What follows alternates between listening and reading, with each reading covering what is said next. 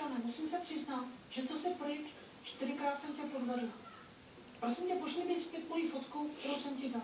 S pozdravem, Náďa.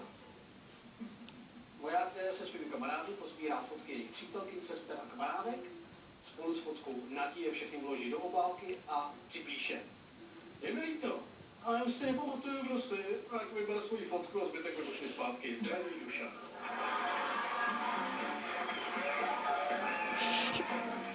Na plese kluk kouká, že tam je opravdu krásná holka, která je v podstatě samá a teď neví, jaký má oslovit. Říká si, když přijdu a řeknu slečno, prosím vás, já jsem taky takový formální, když přijdu a řeknu, no ahoj, já jsem Jirka, že to takový jako moc, to je takový, já jsem drzý, jak to mám udělat, ono by si tím odešlo na toaletu a no, tak čeká před tou toaletou.